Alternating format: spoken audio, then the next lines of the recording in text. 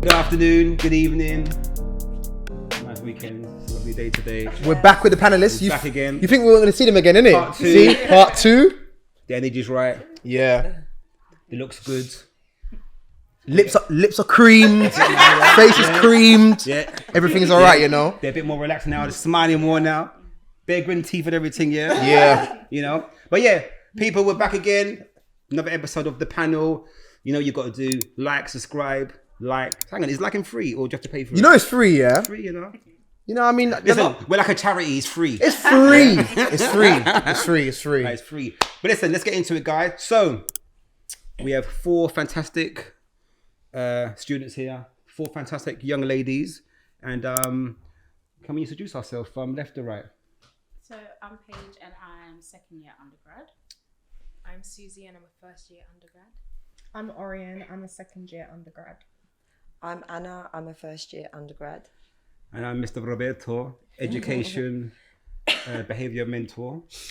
I'm Nana, the social worker, the team manager, the lecturer, the practice educator, the assessor, Curtis said the Terminator. Yeah. Oh, yeah, do you remember that? Yeah. That's who we are. That's who we are. So this is a bit of a short one, but it's a goodie. All right. And I think this was very important to discuss because, you know, the world's changing and like, just like with anything, you know, it's about Evolution, evolving, isn't it? Right. Yeah. So I believe social work is important.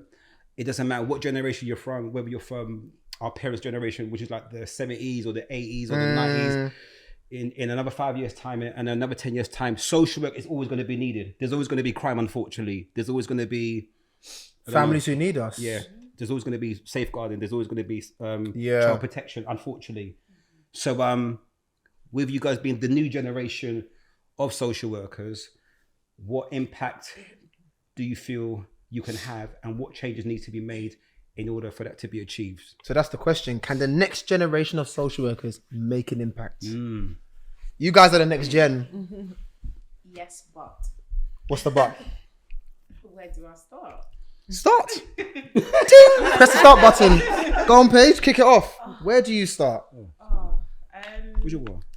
Like I said before, the support for students is really important. I think it starts from the ground up. So students need to be supported in the degree. I think there needs to be some other options, actually, more options of how to do social work, not just the degree as well. And social workers in the field on the front line need to be supported too. Susie? I was thinking one of the most amazing ways we can make an impact is through social media. Connecting with brand new social workers directly, because the generations before us did not have that privilege, but we do, which is why I created my page and which is why it's so easy for me to interact with social workers. I asked them a question at 2 o'clock, it's answered by 3 p.m. Can you plug your page? At social work. No. Add some voice. Come on, yeah. Let them know, yeah. Put some bass. What's your page? Social work survival files, sw.survival.files. Thank you guys. Yes. Orion? I think we can definitely have an impact. I feel like in the last few years, we've been through a lot. Like the world is forever changing, and as social workers, we are human beings, and we're experiencing this ourselves. With each and every one of us, we've all been through our own personal struggles in our own way. So I feel like as social workers, we can work with people, and like you said, with social media, I feel like there's a lot more talk about these issues. People are being a lot more open, and yeah, I think we can relate to a lot of people and work well. Anna? I was going to say the same thing, like, because we have podcasts with you guys helping and putting the word out there. It's really important.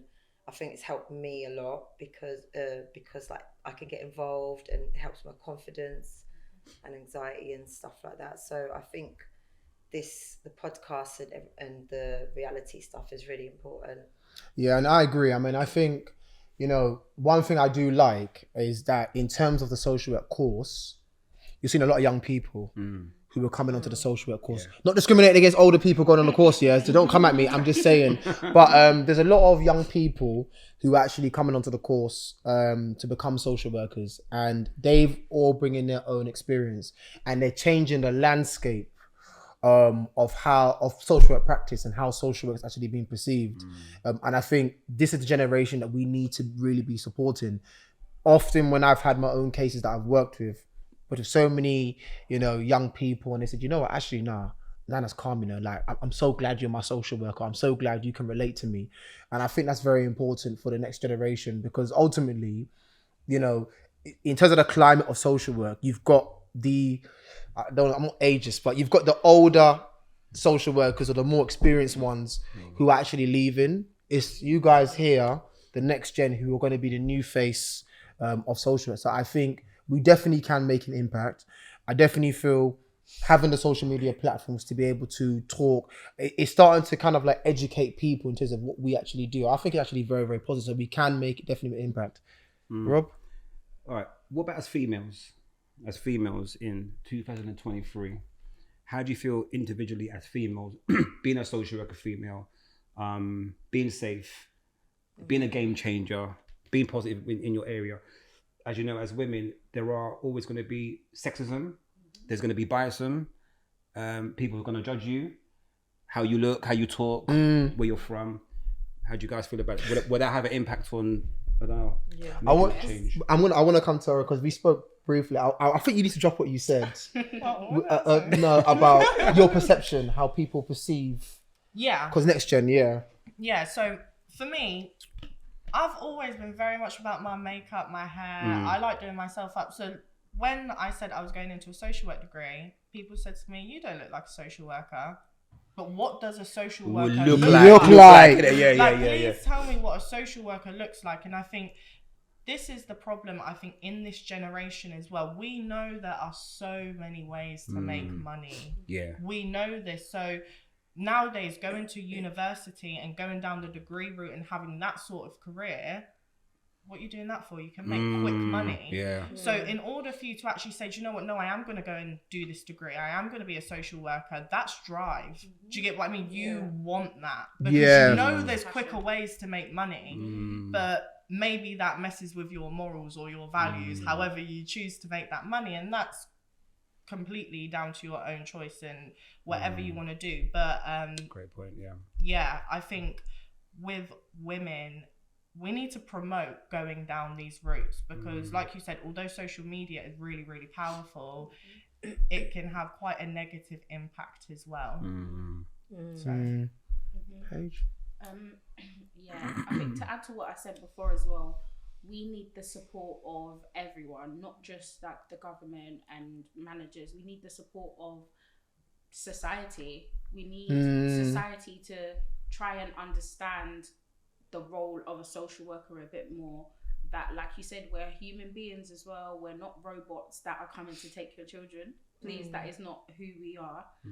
That's not our aim. Our aim is to safeguard people and to make sure that people live up to their full potential, empowerment, all of that stuff. But how can you empower someone if you're not empowered yourself? That's a huge thing. That's a huge thing. And coming back to what does a social worker look like as well, oftentimes people think that I'm younger than I am. When they look at me, they're like, "Oh, well, what do you know? You don't know my life experience. You don't know my academic experience. So how can you don't judge a book by its cover at its finest?" Susie? I was gonna say the way Rob crafted the question, how do you feel as a woman entering social work? I feel very confident as a woman entering social work. I strongly believe that my femininity is my superpower. My ability to be sensitive, me being a black girl, UK, born in London, it's going to help me so much in terms of relating to people. I was quite insecure at first, but I've had like black female lecturers who have like accolades and qualifications. My course leader is a woman. I've been able to connect with women in industry who are impeccable, and they said that yes, you can move up the ladder. It's possible. It's just a bit tricky. The ceiling is there, but you can smash through it. And I've been around men that support women and help women move up in the industry as well. So I've gained that confidence. Fantastic. And also another thing, I was very insecure about the way that I speak, because speaking like normal slang or like normal English, but I realized you can speak academically and then speaking like that's a language in itself. It resides with people, and being able to dress like all smart and then being able to dress regularly, that resides with people. So I'm confident in my womanness and in my identity. I feel like I'm gonna make a huge impact just being me. I love that. Anna, and I want to jump on what you said. Go on, Anna. Okay, sorry, can you just... I don't know, I'm kind of agree with Susie, what she's saying, but I feel a bit worried and a bit scared out there a little bit. It's understandable, though. Yeah. It's Being a understandable, woman, because if I come to a family where the man is quite aggressive. It's like you said, everyone goes through different things. So like, how can you what's the word? Help me. Relate? Articulate. How can you handle that after what you've been through yourself? So it's finding ways how to handle yourself in certain help me. Situations.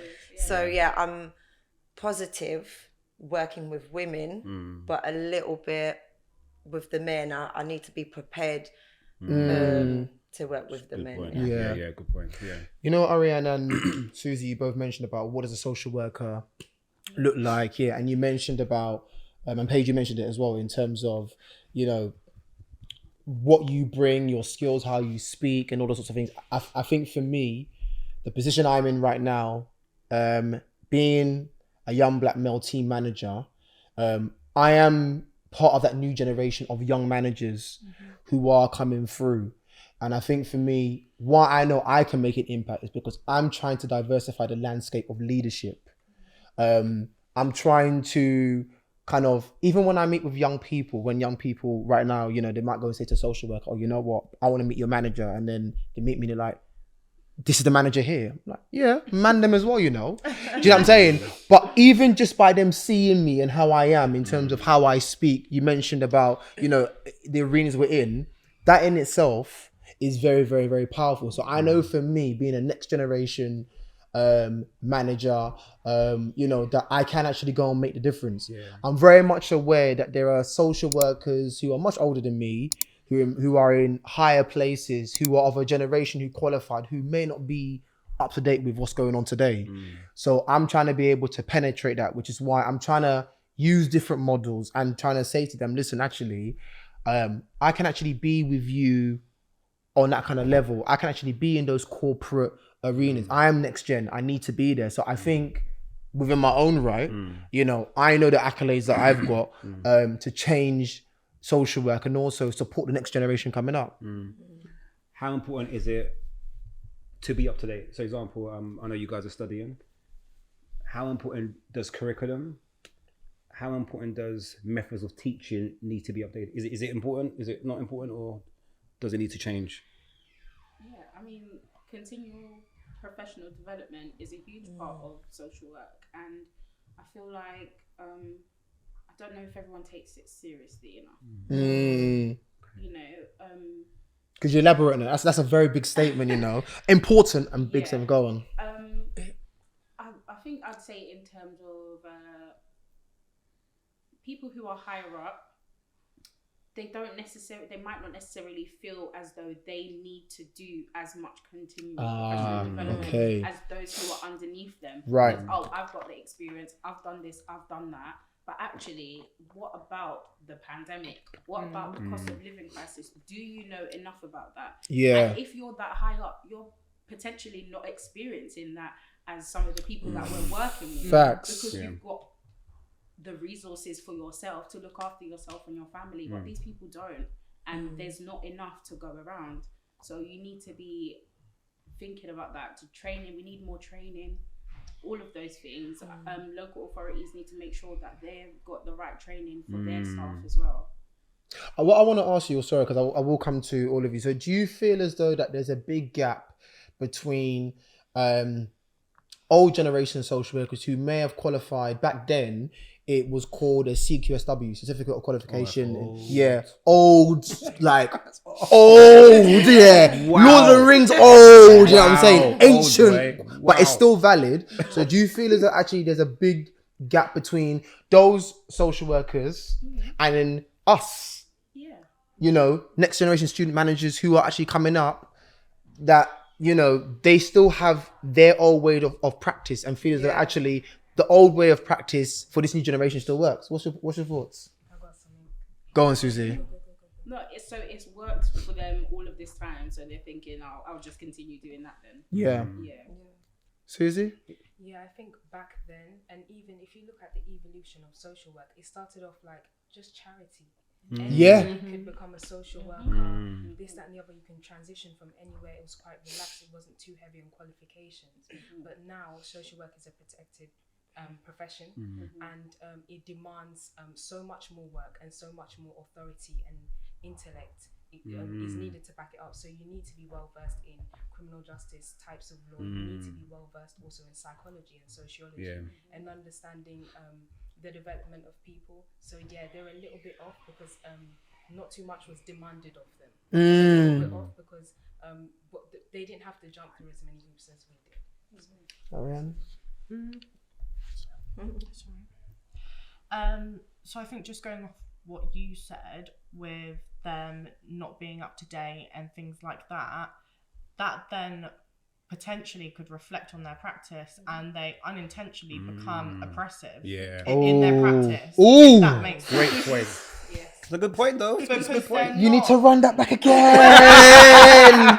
You need to run that back again, Ariane. Say that again.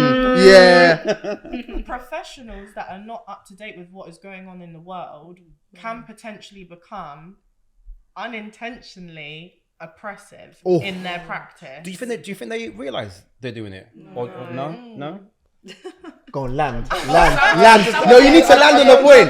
Land and go on. I don't know, because then when you think about values, when we talk about ethics and values and social work, you've got that personal versus professional. And now and again, is that personal creeping in? Like your personal views creeping in what you're saying. So, and I think as well, if we're talking about, for example, knife crime, in London, it's publicised, it's a big, and not just London, in big cities, it's a big thing at the moment. It's like a pandemic in itself. Yes. They describe it as. We've got a real issue going on. But if we're talking about, and again, not being ageist at all, if we're talking about the older generation of social workers, are they working directly with these young people to understand the root of why they are doing these things? Yeah. Do you get what I mean? Or are we just saying, okay, these are a group of murderers here? And if you want to put it plain, and people are dying, it is murder, but let's get to the root of what's going on. But if perpetrator, if you're not willing to continue that professional development and widen your knowledge and reach out to these people, because just as much as we're learning and we're the qualified social workers, these people with lived experience, they teach us as well. Do you get? We learn a lot from them as well. Even in my class, I have such a diverse class, old, young, black, white, Asian. Like we have such, and we teach each other because we challenge each other. And it doesn't mean that the older person in my class's views are wrong or mine are right. It just means that we think differently, and we need to work out why we think differently and come to a middle ground. Anna? Yeah, I definitely agree with that. I think that it's not concentrated on helping the root of the problem. Like I think they don't practice, you know, like now we're doing values and all these, I don't think that they still use it in practice. Right. So I feel like and when they're helping people, I feel like they need to support the perpetrator as well, like to help them not, do you know what I mean? I can't explain it. So that it doesn't happen again, because you have to get to the root of the problem. And I feel like they're not supported, and that the social workers, they don't practice what the theory enough that that we're studying now. So I think that's why we can be better. I actually agree with that, and I think that is an absolute excellent way to summarize the episode. That, in terms of the next generation of social workers, I think we all acknowledge that there is a big gap in terms of the old school way of social workers in terms of their working, and you've got the new generation. There are a lot of current issues that the old generation of social workers, they're not practicing in the current climate. They're not students studying in this current climate. There are many who are managers. There are many who are senior leaders. And, I'll say this very bluntly, that it is very easy to be sitting in your office and making decisions if you're not up to date with current stuff and going out into the concrete jungle, getting on the bus, doing home visits and seeing what's actually going on. Yeah. So I think, the next generation of social workers are going to be the key, to making sure that we can change not only the perception of social workers, but also having a positive impact on the families. And, these ladies here, they are evidence of that, of students who are coming in, different walks of life, who've got their own style, their own way of working, their own way of practice. These are the social workers here you're going to be looking out for, So what I do want to say is thank you to ladies, the panel members for what you're doing. Continue what you're doing in terms of your degree. You are next gen, and for both episodes, all of you have spoken very eloquently, and you've given the real McCoy. And I hope that other students, if you're watching this, these are examples of social workers that you need to be looking up to. Yeah, Rob? Yeah, be great. Be fierce, be motivated, and don't never be scared to voice your opinion and say how you feel. And guess what? Embrace hardships, embrace pain, embrace the journey. It's not always going to be easy. There's going to be bumps along the road. And thank you as well. Yeah. So guys, that's another episode of the panel completed. You know what to do. You know already. Yeah, you subscribe. We're officially a charity. It's free. Yeah, it's free. Like, subscribe, share. Listen, guys, come on. It's me and Robert here. Peace. Thank you. Thank you, guys. Bye. Thank you.